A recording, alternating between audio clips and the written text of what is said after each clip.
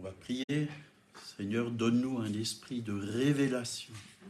Que nous puissions avoir la révélation de ta parole, Seigneur. Faute de connaissance, faute de révélation, mon peuple périt. Et nous voulons vraiment, pas seulement connaître la lettre, mais nous voulons connaître l'esprit aussi qu'il y a dans cette lettre. Tu as dit, mes paroles sont esprit et vie.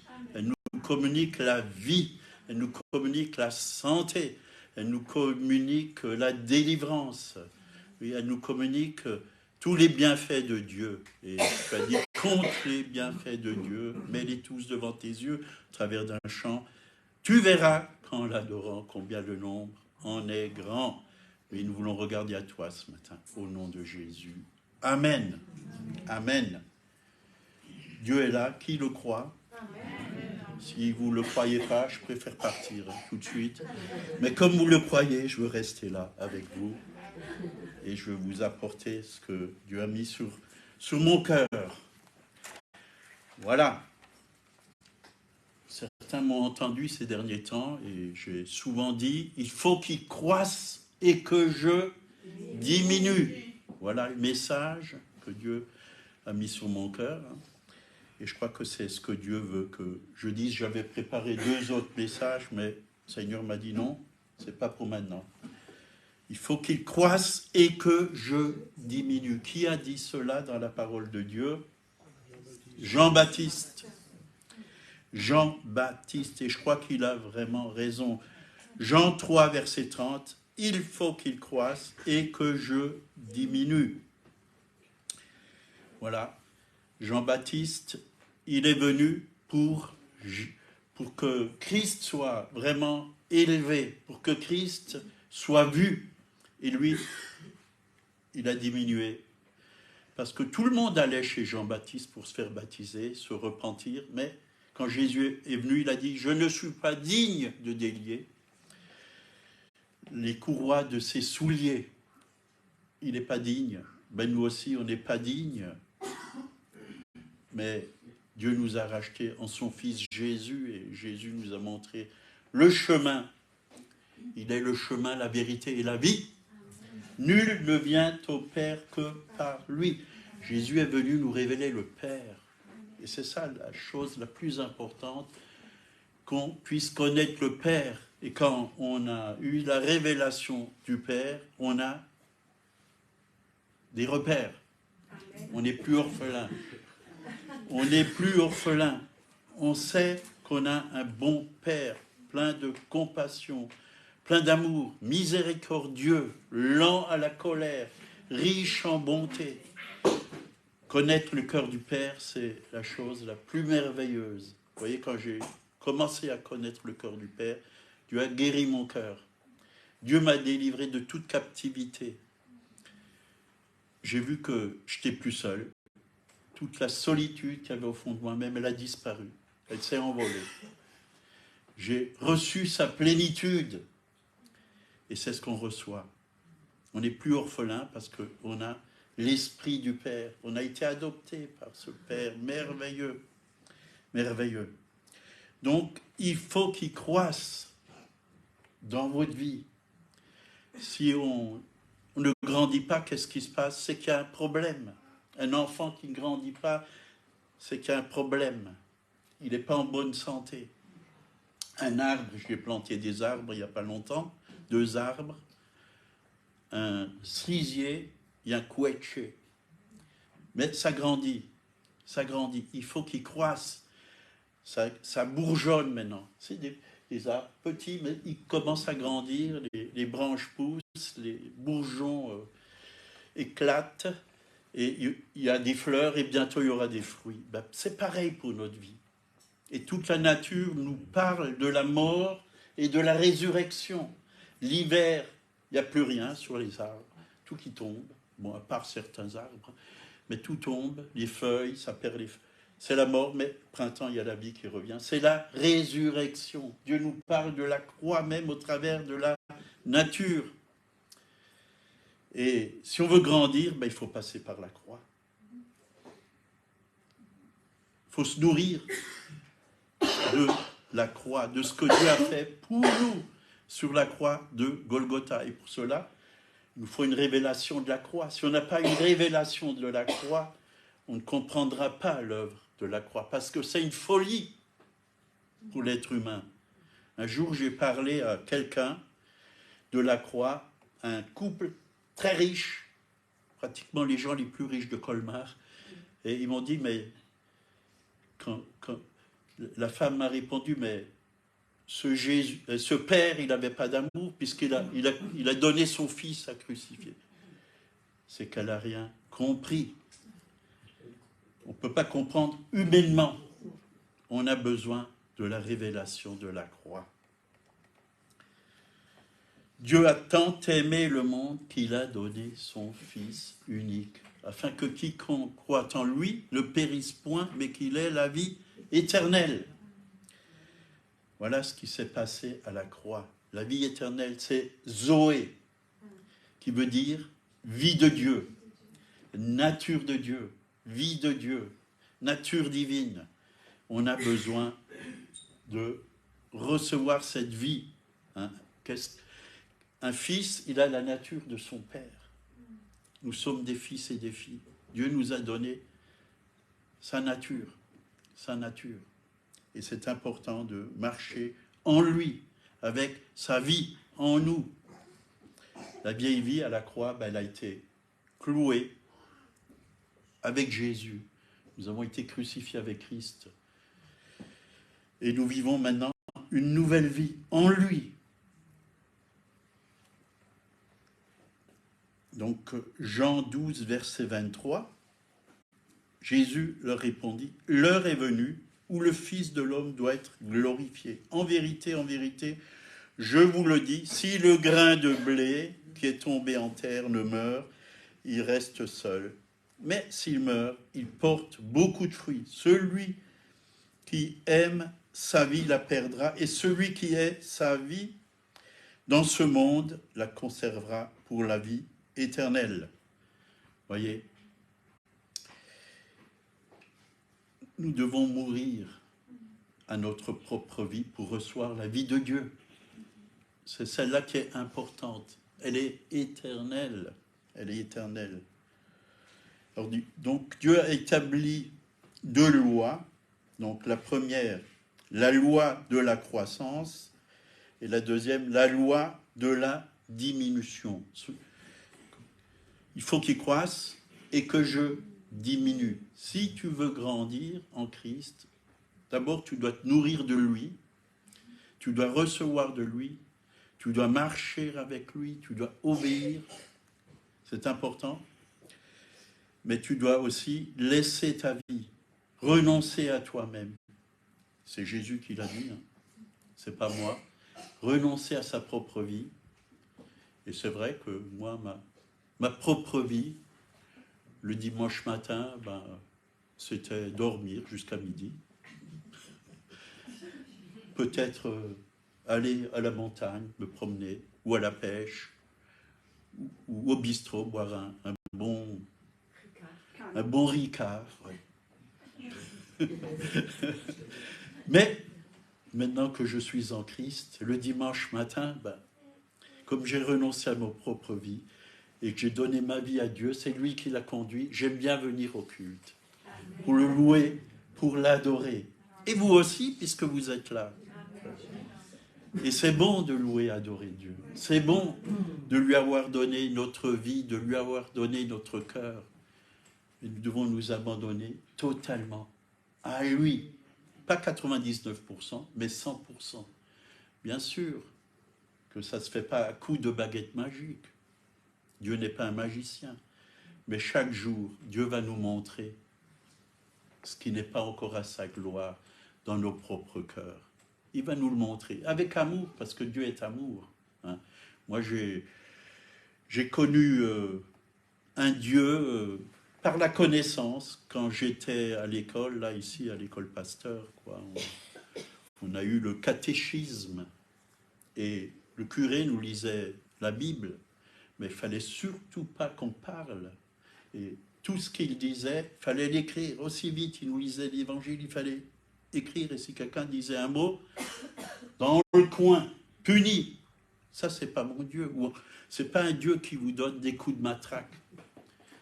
Même quand Dieu nous corrige, il le fait avec amour.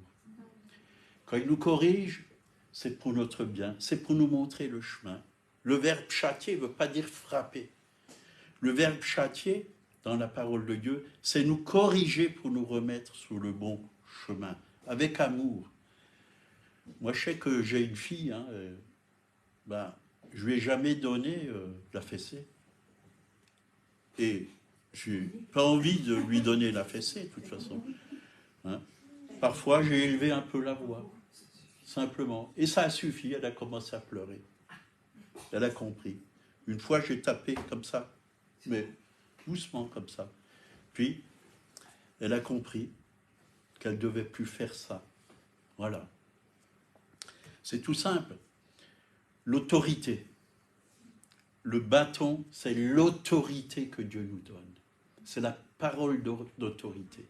C'est ça, le bâton. Ce n'est pas pour frapper la verge.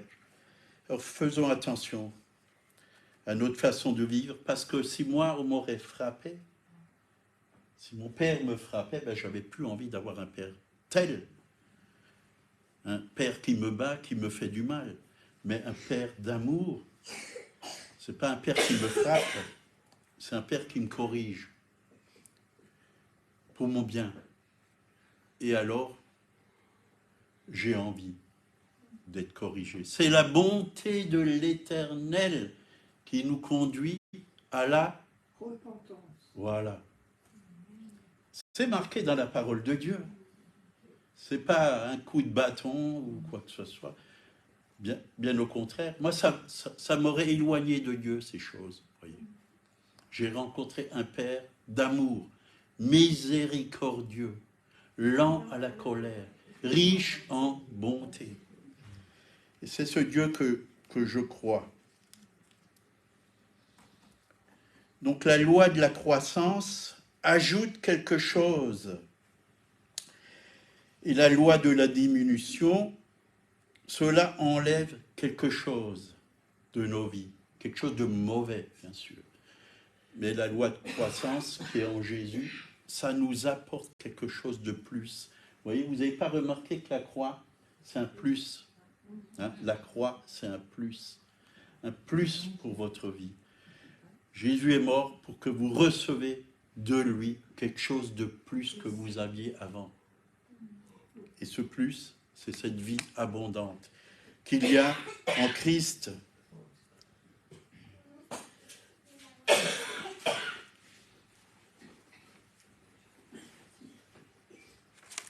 Si on ne diminue pas, on ne peut pas croître. On ne peut pas croître. Parce qu'on garde des choses en nous que Dieu veut qu'on ne garde pas.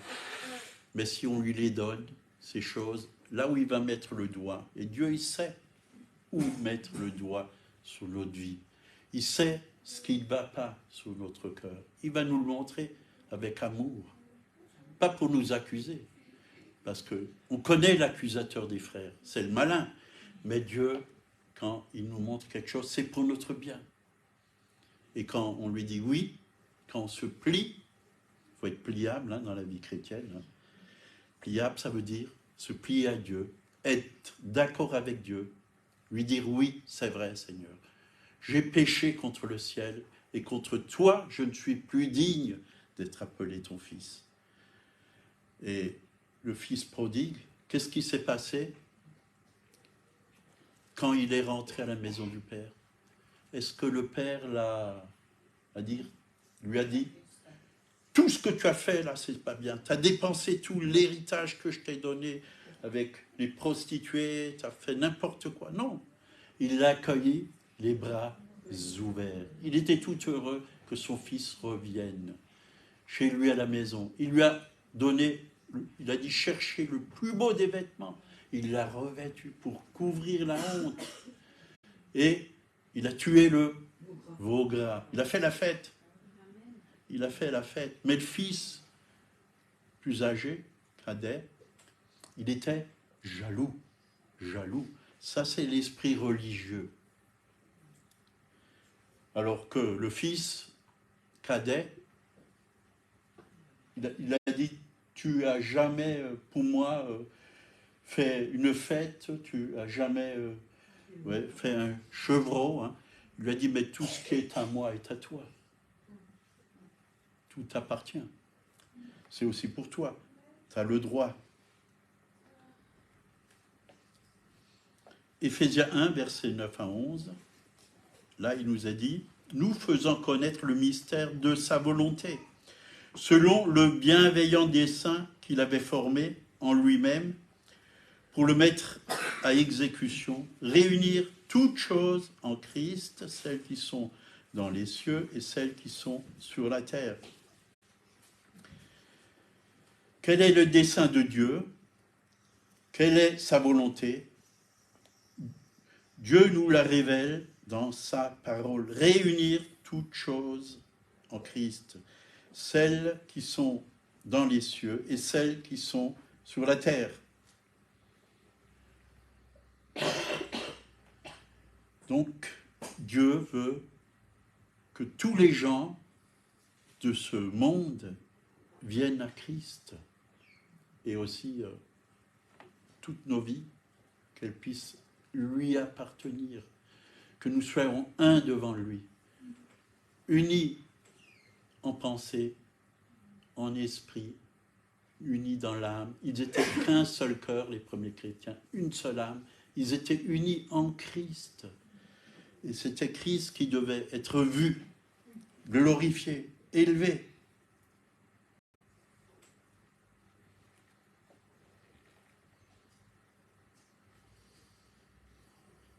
Donc, c'est la volonté de Dieu que tout être humain soit sauvé, que tout être humain vienne à Christ. Parce que tout a été créé par lui et tout lui appartient. Tout lui appartient. Jean 3, 30.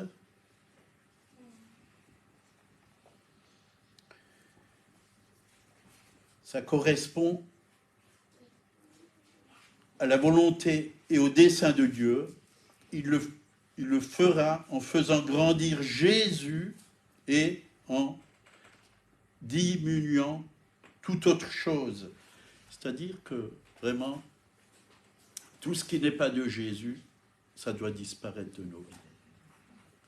Il nous a racheté 99%, c'est ça? Non, 100%. Esprit, âme et corps. Toute notre vie doit vraiment être en lui. Seigneur, chaque cellule de ma peau, de mon corps, je te les donne. Elles t'appartiennent. Vivifie-moi. Je te donne mon esprit, je te donne mon âme, je te donne mon corps. Viens par ton esprit dans chaque cellule. Moi, c'est une prière que je fais souvent. Viens mettre la vie et que toutes les cellules malades soient enlevées de mon corps. Tu ne m'as pas créé pour la maladie, tu m'as créé pour la santé. Tu m'as créé pour la vie. Pour que j'ai la vie dans chaque cellule, j'ai les forces dans chaque cellule. C'est vrai que parfois on se sent un peu faible comme ça. Mais quand on regarde vers lui, on se tourne vers lui, il y a des forces nouvelles qui viennent. Parce que Dieu nous vivifie. Dieu nous communique la vie. Quand il y a des angoisses qui viennent, des craintes, hein. Pareil si nous lisons la parole de Dieu. Hein. Si l'ennemi vient par un seul chemin, il partira par 7 chemins. C'est qu'il a peur. Il a peur. Quand nous proclamons la parole de Dieu, hein, quand il y a des craintes, des peurs qui viennent en vous, dites-lui, tu vas partir maintenant par 7 chemins, tellement que tu as peur. Parce que je suis fils de Dieu. J'ai Christ en moi. Vous savez, l'ennemi n'a pas peur de vous, mais il a peur de Christ qui est en vous. C'est de cela. Et il faut être plein de Christ. Et pour être plein de Christ, il faut se remplir de sa parole, être rempli du Saint-Esprit. Il va partir, parce qu'il ne supportera pas. Soumettez-vous à Dieu, résistez au diable, hein, dit la parole de Dieu. Et il... Ah, moi, j'aime bien le voir par les talons arrière, comme ça, en train de partir. Courir. Mais parfois il vient, il y en a qui l'appellent l'homme aux pantoufles. On ne l'entend pas. Il vient en douceur comme ça, par derrière. On n'entend pas ses pas. Il est rusé et cherche à semer dans notre esprit, dans nos pensées, de mauvaises choses. Mais il faut savoir que Dieu nous a donné le don du discernement des esprits. Et quand on a le don du discernement des esprits, on sait d'où viennent ces paroles comme ça, négatives, des paroles qui viennent nous faire descendre, vouloir faire descendre en nous-mêmes la pensée de Christ pour qu'on proclame, bon, on ne vaut rien, on n'a aucune valeur. Jésus a dit, la Bible dit que nous avons du prix à ses yeux. Donc si nous avons du prix, c'est qu'on a beaucoup de valeur à ses yeux. Je ne vaux rien, je ne suis rien. Oui, il y en a qui disent je ne suis rien. Mais en Christ, on est quelqu'un. On est ses fils et ses filles. On a de la valeur. Christ n'a pas racheté un rien. Sans lui, on n'est rien. Sans lui, on ne peut rien faire. Ça, c'est vrai. Mais en lui, je puis tout par Christ qui me fortifie. J'ai de la valeur. J'ai des capacités. En moi, il y a toutes sortes de bonnes choses. Il a mis du potentiel dans ma vie depuis que je l'ai rencontré. J'ai de la valeur.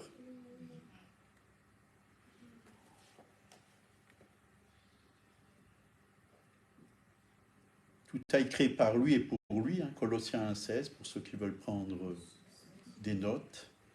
Colossiens 1,16.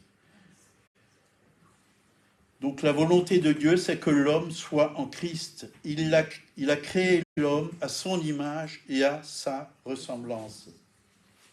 Ce que le premier Adam a perdu à cause du péché, l'image de Dieu, nous la retrouvons en Jésus-Christ. Jésus-Christ nous reconstruit totalement, totalement. Ça fait de nous des fils et des filles, nouvelle création. La nouvelle création, elle ressemble à Christ, elle a la nature de Christ, elle parle comme Christ, elle voit comme Christ, elle agit comme Christ. La nouvelle création, c'est la nature de Christ dans l'homme. La nouvelle création n'a pas été créée de chair et de sang, mais c'est ce que vous êtes en Jésus-Christ. Spirituellement, l'homme intérieur, l'homme nouveau qui est en vous, est une nouvelle création. Le corps, il retournera poussière et il va mourir. Mais en attendant, il faut le nourrir. Pas trop, pas d'excès de table.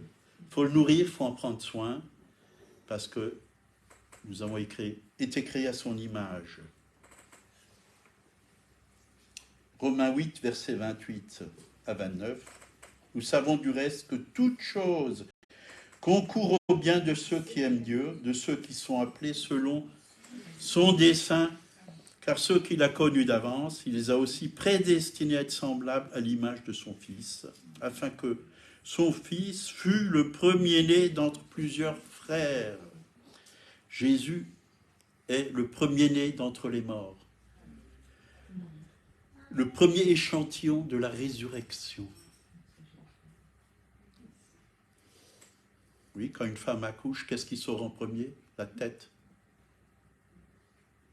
C'est ça. Il est la tête du corps. Le corps vient après. Quand une femme accouche, c'est la tête qui sort en premier. Le corps vient après. Bien sûr, les veaux, j'ai déjà assisté à un accouchement de veaux. Ils attachent, c'est les pieds qui viennent en premier, ils attachent les pieds à une corde et ils tirent pour aider. Mais quand nous naissons de nouveau, nous faisons partie du corps de Christ. Du corps de Christ. Mais la tête est toujours en premier. Et on a besoin de la tête.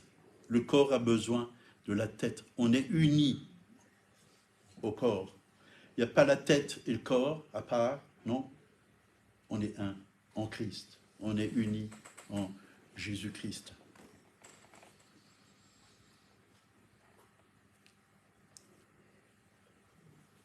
Et quand on est en Christ, ben on peut croître.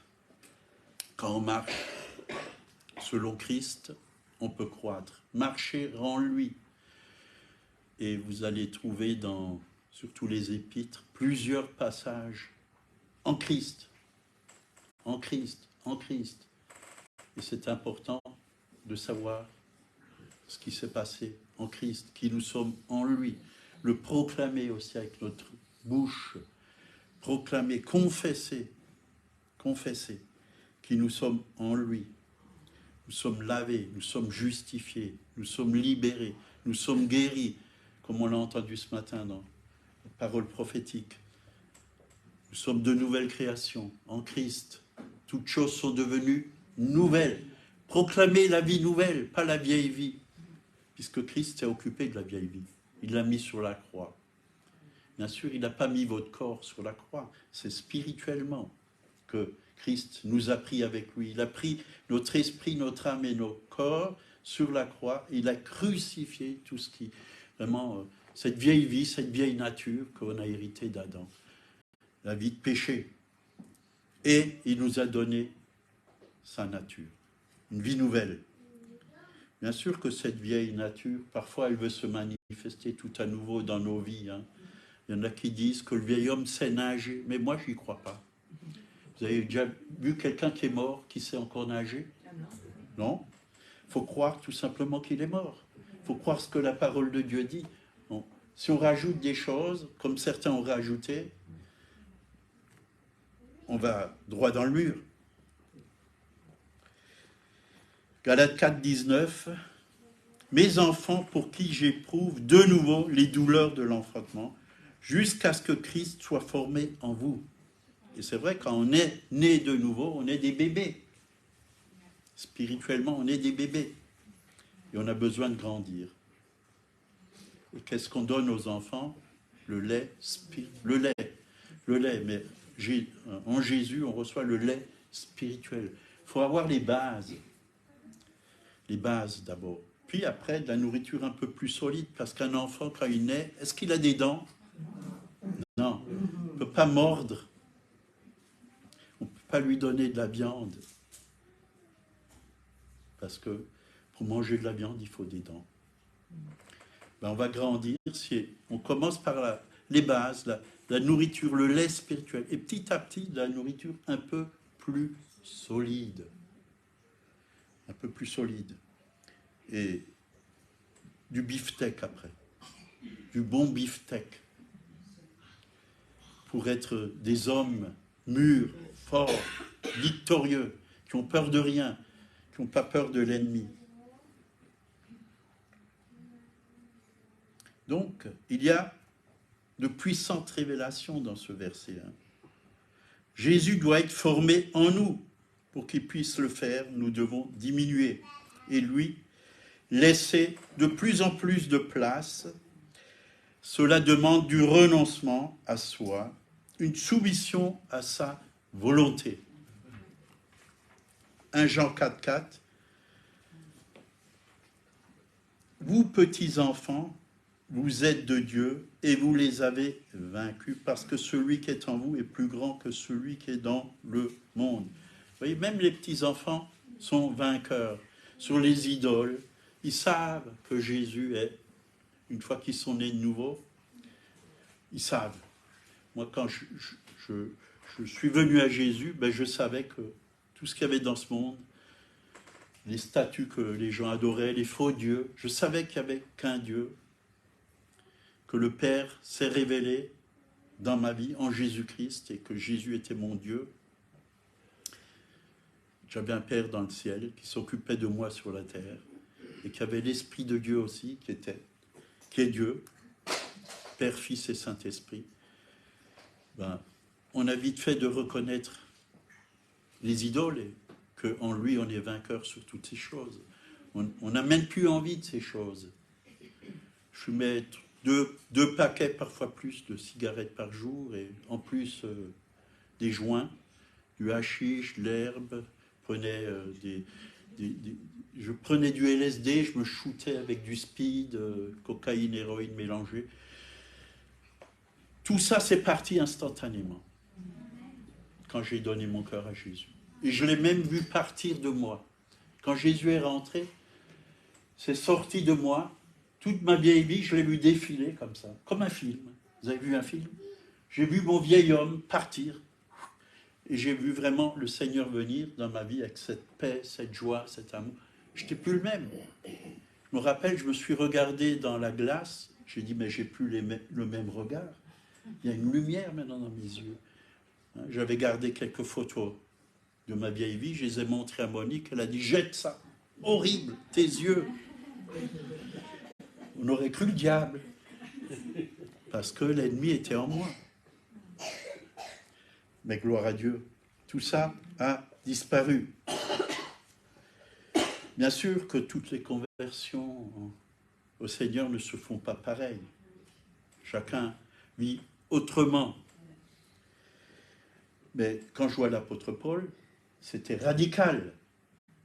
Il est tombé au sol, pas de son cheval, puisqu'il ne s'est pas marqué, mais au sol. Hein? Qui es-tu, Seigneur? C'était radical, il a changé instantanément, il était aveugle. C'est-à-dire qu'il avait encore ses écailles de la religiosité, mais c'est tombé. Il a retrouvé la vue. Il a commencé à voir le Seigneur de gloire. Il a commencé tout de suite à annoncer le Seigneur de gloire.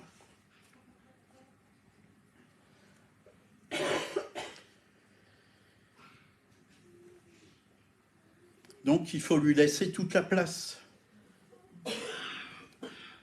Quand Jésus vient dans une maison, est-ce que vous l'invitez juste au salon, vous mangez un repas avec lui, et après, vous lui ouvrez la porte et vous lui dites, tu peux y aller, gardez-le avec vous. Il vient dans votre vie, gardez-le avec vous. Donnez-lui toute la place, qu'il aille dans toutes les pièces de votre cœur, dans tous les compartiments de votre âme, qu'il vienne dans votre corps, puisque vous êtes le temple du Saint-Esprit, qu'il puisse avoir toute la place. Ne lui dites pas, oh, tu ne peux pas venir dans la cave, c'est le désordre. Et s'il y a du désordre en nous, ben, qu'il vienne mettre de l'ordre. Parce que c'est un Dieu d'ordre. Il va mettre de l'ordre. Dites-lui, j'accepte que tu mettes de l'ordre dans ma vie. C'est vrai, il y a toutes sortes de pensées là qui me viennent, qui ne sont pas à ta gloire, des pensées impures, des paroles que je dis, des gros mots encore, des paroles de critique, de jugement envers les autres, et de l'amertume encore, il y a plein de choses qui ne vont pas. Ben, donnez-lui tout ça, et il va tout transformer. Et il fait bien les choses, hein. Il fait très très bien les choses. Que ce soit votre divin médecin, votre divin psychiatre, votre divin psychologue, qu'il soit votre tout, qu'il puisse régner totalement sur votre vie, totalement régner, qu'il soit le roi. Seigneur, tu es le roi vit dans mon cœur. Est-ce que vous croyez que le roi peut vivre dans votre cœur? Et que vous pouvez régner avec lui, mais pas sans lui, jamais sans lui. Dieu nous appelle à régner. Hein. Quand il a créé Adam et Ève, il devait régner. Il leur a donné déjà le jardin d'Éden pour régner, mais il a dit, multipliez-vous, remplissez la terre. Hein. Dominez sur toute chose. Bien sûr qu'il ne faut pas dominer sur nos frères ou sur nos sœurs. Il faut les aimer. On n'est pas là pour dominer sur les autres, mais dominer sur l'ennemi, dominer sur le péché, dominer sur les animaux. Hein. Souvent, j'ai un chat, hein, et le chat, il va souvent dans la chambre des serviteurs de Dieu, des invités. Puis souvent, ils essayent de faire sortir, ils n'arrivent pas. Moi, j'arrive, je lui dis, Caramel, sort, et voum, tout de suite, parce qu'elle me connaît. Elle sort. Parce qu'elle sait que ce n'est pas sa place, qu'elle n'a pas le droit d'être là. Puis elle essaye. Puis je dis aux invités, vous fermez la porte à clé la nuit. Parce que mademoiselle, elle saute, elle ouvre les portes. Elle saute sur la poignée, elle ouvre les portes et elle rentre.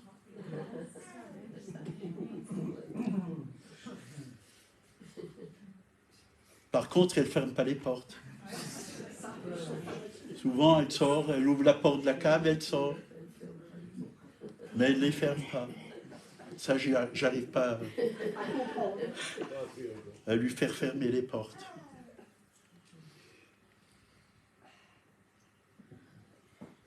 Donc la croissance spirituelle n'est pas une accumulation de connaissances et des années.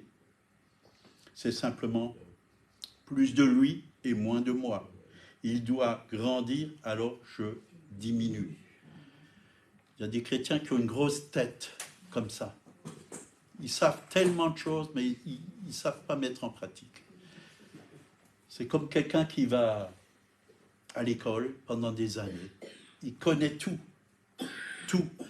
Mais quand vous lui donnez quelque chose dans les mains pour mettre en pratique, il ne sait pas comment. C'est ça qui est parfois bien malheureux. Voyez. Et dans le temps, j'étais apprenti, peintre, et quand j'ai commencé mon apprentissage, c'était le maître, le patron, c'était le maître d'apprentissage. Et c'est lui qui nous apprenait à poncer, à peindre, à laver, à tapisser. Il nous apprenait tout.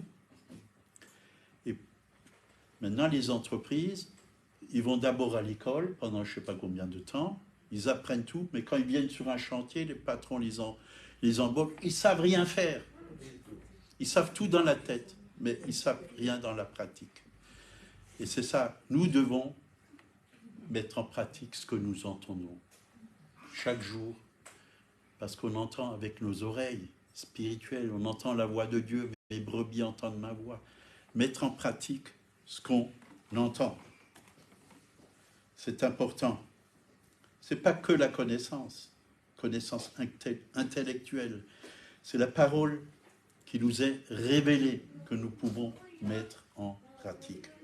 Éphésiens 4, verset 11, il a donné les uns comme apôtres, les autres comme prophètes, les autres comme évangélistes, les autres comme pasteurs et docteurs, pour le perfectionnement des saints, en vue de l'œuvre du ministère et de l'édification du corps de Christ, jusqu'à ce que nous soyons tous, j'insiste sur ce mot, tous parvenus à l'unité de la foi et de la connaissance du Fils de Dieu, à l'état d'homme fait à la mesure de la stature parfaite de Christ.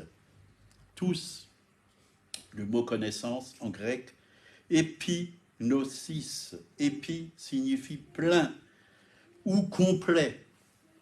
Gnosis signifie connaissance, la connaissance. Si vous mettez ensemble les deux mots, vous aurez la pleine connaissance. La pleine connaissance. C'est important. La pleine connaissance de qui? De Christ. De Christ. De tout ce que Jésus signifie, de tout ce qu'il est. C'est ce que Paul a voulu dire quand il a dit qu'il voulait le connaître, lui, et la puissance de sa résurrection. Il voulait connaître Christ plus que tout, plus que tout. Est-ce que c'est votre désir de vouloir connaître Christ plus que toute autre chose? Si vous voulez connaître le Père, il faut connaître Christ, parce qu'il est l'image parfaite du Père, dit la parole. Nul ne vient au Père que par moi, a dit Jésus. Donc, en quoi l'Église, c'est Christ, la tête et le corps. C'est ça l'Église. C'est Christ, la tête et le corps. On ne peut pas les séparer. Est-ce que vous avez vu une tête marcher dans la rue? Non, il lui faut des pieds. Il lui faut un corps. Ou un corps sans tête. C'est une église sans Christ. Oh, ça peut exister. Hein. Il y a des églises qui n'acceptent pas la présence de Dieu. Ils connaissent tout avec leur tête, tout. Ils fonctionnent sans l'esprit. Ben c'est très dur à vivre une vie chrétienne sans l'Esprit de Dieu. On a besoin de la plénitude de Dieu, de tous les dons du Saint-Esprit, de tous les ministères dans l'Église, de tout ce que Dieu nous donne. On ne peut pas dire à Dieu, c'était pour les premiers chrétiens. Les miracles, c'était pour les premiers chrétiens. Le salut des âmes, c'était pour les premiers chrétiens. Donc, il n'y a pas de tête et une tête à part le corps. Il y a seulement Christ. La tête est Christ, le corps, c'est aussi Christ. Nous sommes le corps de Christ. Le corps, c'est aussi Christ. Vous êtes le corps de Christ. Christ vit en vous. Et ça, c'est important de le savoir. Donc la vie qui est dans la tête, où elle se répand dans tout le corps. Dans tout le corps. Elle descend dans le corps. La vie de Jésus, qui est la tête, descend en nous, dans le corps. D'ailleurs, 1 Jean 4, verset 17, nous l'explique très clairement. Tel il est, tel nous sommes dans ce monde. Et c'est en cela que l'amour est parfait en nous, afin que nous ayons de l'assurance au jour du jugement. Tel qu'il est où maintenant? Il est au ciel. Tel nous sommes dans ce monde. Comme Jésus, parce que nous avons sa vie en nous. Même sa vie de résurrection est en nous.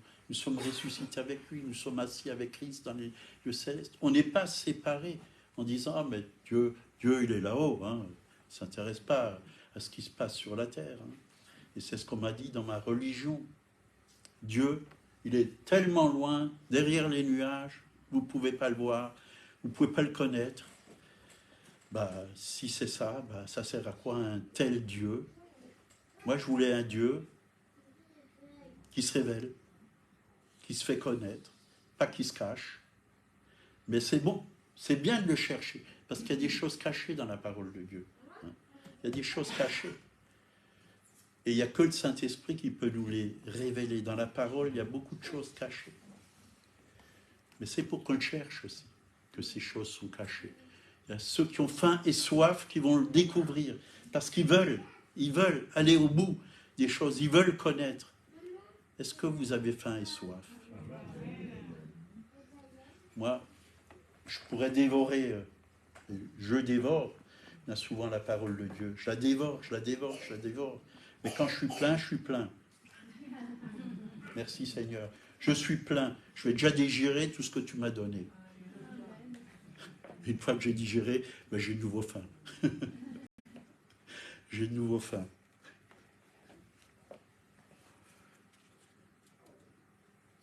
Qu'est-ce qui empêche la croissance? C'est le moi.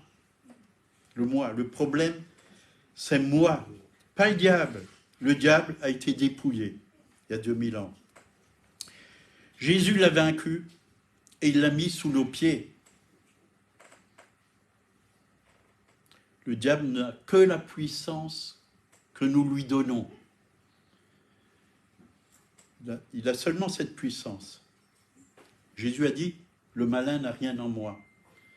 Et comment on peut donner de la puissance au malin? Par le péché, par des mauvaises pensées, par des mauvaises paroles, par des jurons, par toutes sortes de mauvaises choses. On peut lui donner de la puissance.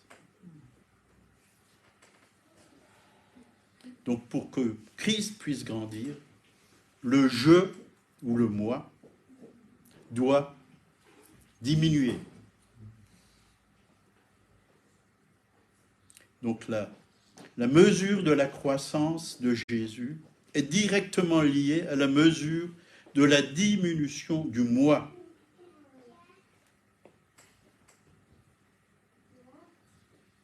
Il y a des chrétiens qui ont un petit Christ, mais un grand moi. Vous voyez, c'est moi, c'est moi. Ils veulent toujours se mettre en valeur. Ils parlent plus d'eux que de Jésus. On peut parler de nous, mais ça doit être pour glorifier Dieu quand on parle de nous. Pour donner un témoignage de ce que Dieu a fait en nous, pour nous, au travers de nous. C'est pour que lui soit élevé. Mais il y en a beaucoup, ils parlent d'eux. Moi j'ai ce don, moi j'ai ci, moi j'ai ça, moi je suis... Voilà. Moi. C'est lui et lui seul. Donc, un grand moi. Nous devons inverser les choses. un grand Dieu et un moi vaincu. Romains 6, 11. Ainsi vous-même regardez-vous comme mort au péché et comme vivant pour Dieu en Jésus-Christ. Donc la vision de nous-mêmes et de ce que Jésus a fait pour nous à la croix est très importante. Donc quand Jésus est mort sur la croix, il a pris nos péchés sur lui et nous a donné sa justice. Nous sommes morts au péché et vivants pour Dieu. Donc, on doit se voir comme Dieu nous voit. Transformé, victorieux, saint, pur, tel il est, tel nous sommes. On l'a lu avant. Donc, quand vous étiez en Adam, vous avez hérité de tout ce qu'était Adam. On est tous nés en Adam, au travers de nos parents. On est tous nés en Adam. On a hérité le vieil homme, la vieille nature, la nature du péché, par la naissance naturelle. Mais par la naissance spirituelle, on a hérité tout ce que Jésus a, parce que nous sommes héritiers avec lui, héritiers de Dieu au travers de Christ. Nous héritons tout ce que Dieu hérite. Donc on a hérité la sainteté, la justice et toutes les bonnes choses. Le royaume de Dieu. Tout ce qu'il y a dans le royaume, c'est pour nous. Par la nouvelle naissance, on rentre dans le royaume de Dieu. Mais il y en a beaucoup qui ne sont jamais rentrés. Et pour rentrer, il faut marcher en nouveauté de vie. Il faut marcher dans le royaume. Dans le royaume, il y a la paix. Dans le royaume, il y a la joie. Il y a la santé. Il y a la vie. Il y a des anges. Dans le royaume, il y a tout. Il y a tout. C'est le royaume de l'esprit, de vie. Et Romains 6, 6 nous dit, facile à retenir, 6, 6. En effet, si nous sommes devenus une même plante avec lui par la conformité à sa mort, nous le serons aussi par la conformité à sa résurrection, sachant que notre vieil homme a été crucifié avec lui, afin que le corps du péché fût détruit, pour que nous ne soyons plus esclaves du péché. Plus esclaves du péché. Vous pouvez souligner ce mot, plus esclaves du péché. Car celui qui est mort est libre du péché. Celui qui est mort est libre du péché. Malheureusement, je vois beaucoup de gens qui ne sont pas morts encore et qui sont esclaves du péché, même dans l'Église. Mais Dieu veut changer les choses. Parce que l'Église qui vient chercher, elle sera sans tache, sans ride, sans péché. Elle sera pure, elle aura un cœur pur devant Dieu, un cœur droit, un cœur amoureux, puisqu'il est l'époux, nous sommes l'épouse.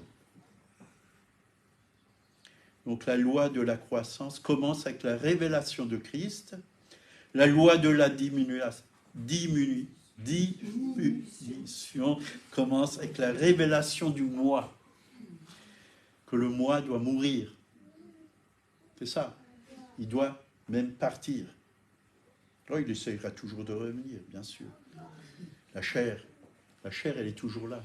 Tant qu'on vivra sur cette terre, la chair sera là. Mais nous ne devons pas amorcer la chair. Nous ne devons pas, au travers des convoitises, faire la volonté de notre chair. Mais nous devons marcher par l'esprit, faire la volonté de Dieu.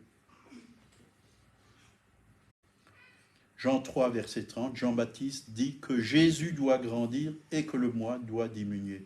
Paul nous révèle comment vivre la vie en Christ. Galates 2, verset 20, là il nous a dit, j'ai été crucifié avec Christ, et si je vis, ce n'est plus moi qui vis, c'est Christ qui vit en moi. Le secret, c'est pas moi, mais Christ. C'est Christ. Christ continuait à grandir dans Paul, et Paul continuait à diminuer. Si Christ fut révélé à Paul, que Jésus devint plus grand que Paul, Vous voyez, Jésus est devenu plus grand que Paul. C'est pourquoi il a pu dire, ce n'est plus moi qui vis, c'est Christ qui vit en moi.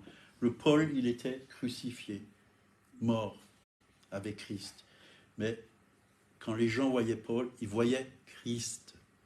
Quand le Sundar Singh, un chrétien qui est venu des Indes, c'était un Indien, quand il est venu dans les années 1940, je crois, par là, il a pris le train, il était assis dans un compartiment, il y a quelqu'un qui l'a regardé. Sans dire un mot, la personne a été convaincue de péché. Tellement qu'il y avait le Christ en lui. Finet, il est passé devant une usine filature, il était assez loin de cette filature, plusieurs mètres, et il a regardé une personne avec ses yeux. La personne a été convaincue de péché, et ça, c'est allé sur toutes les personnes de l'usine, ils ont dû fermer les machines. Tout le monde a commencé à pleurer. Voilà, ça c'est Christ. Tellement Christ vivait dans ces personnes. J'en suis pas encore arrivé là, hein, mais je l'espère. Hein. J'espère que, et que pour vous aussi, je l'espère, que vous puissiez tellement être plein de Christ que tout ce qui se répand, tout ce qui sort de vos yeux, de votre regard, de vos pores, c'est la présence, la puissance, la gloire de Dieu. Regardez Pierre dans la parole. Hein. Quand il marchait dans la rue, les démons sortaient des corps, mettaient les malades, ils étaient guéris, les paralytiques marchaient. Ça, c'était la gloire de Dieu. Et pourquoi ça ne se passe plus aujourd'hui? Est-ce qu'on a changé de Dieu? Non. C'est parce que Christ, nous ne l'avons pas pris entièrement. On a pris des parties de Christ, ce qui nous plaisait. Voyez, comme au restaurant, la carte. Ah tiens, salade de pommes de terre. C'est pas mal, ça. Ça me plaît. Oh, dessert. Kuglop au kirsch. Ça me plaît. Soupe aux lentilles. Ah non, pas ça. On est un peu comme ça. Hein. Il faut tout prendre de la parole de Dieu, entièrement. Hein. Dans l'Ancien Testament, il y a quelqu'un qui a mangé le livre. Tout le livre. Le rouleau, oui. Le rouleau. Hein. Au début, c'était un peu amer, comme ça. Mais après, c'était comme du miel. C'était doux, c'était comme du miel. Donc l'heure tourne, on va bientôt arrêter.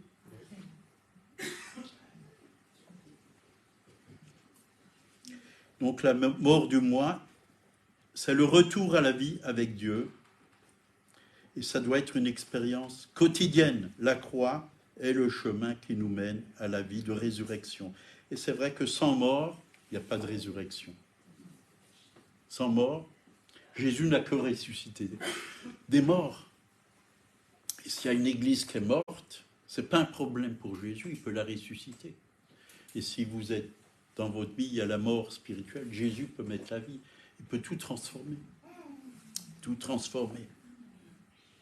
Donc on a besoin de la vie de résurrection pour gouverner et régner avec Christ.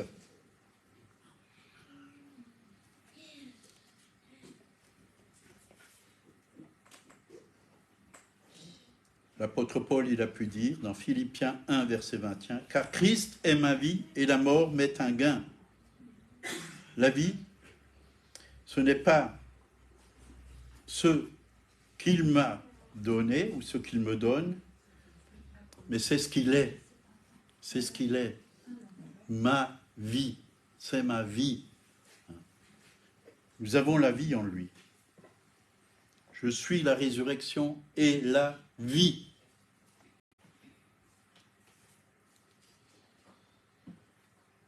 Donc si on veut porter du bon fruit, il faut qu'il soit la source de notre vie. C'est comme le cep, il doit être attaché. C'est plutôt le sarment. Nous sommes les sarments, nous devons être attachés au cep. Mais le cep et les sarments ne font qu'un, la vigne.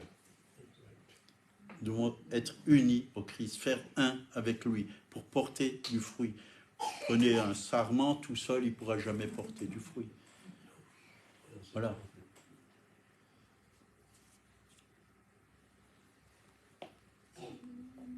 Donc la croix, ce n'est pas la fin de la vie, mais c'est la fin de la vieille vie, si on se laisse crucifier, pour vivre une vie nouvelle, pour vivre une vie de résurrection. Moins de moi, mais plus de lui. Il faut qu'il croisse et que je diminue. Jésus a dit, sans moi, vous ne pouvez rien faire. On va arrêter là. Seigneur, merci pour ta parole. Elle est vivante, elle est puissante. Et c'est vrai, tu nous parles même au travers de la nature. Le printemps, l'automne, les feuilles tombent. L'hiver, il n'y a plus de feuilles. Le printemps, tout refleurit. Les branches poussent. L'automne, les fruits. Merci Seigneur. Le soleil, oui, en plein été. On a besoin de soleil. Tu es notre soleil. Tu es le soleil de la justice. Seigneur, et nous avons besoin de toi. Tu vis en nous. Tu habites dans notre cœur. Et comme l'apôtre Paul, nous voulons croire que cette parole est aussi pour nous ce matin. Ce n'est plus moi qui vis, c'est Christ qui vit en moi. Seigneur, que ceux qui sont autour de nous puissent te voir. Mais nous aussi, que nous puissions voir au travers de nos frères et sœurs Christ. Christ. Nous ne voulons pas voir les choses dans la chair, mais nous voulons les voir dans l'esprit, Seigneur. Merci parce que tu es mort pour nous à Golgotha. Tu as transformé nos vies et tu continues à les transformer de gloire en gloire à ton image et à ta ressemblance. Au nom de Jésus. Amen. Amen. Que Dieu vous bénisse. Si quelqu'un veut la prière, on est là. Si quelqu'un a une question, on est là.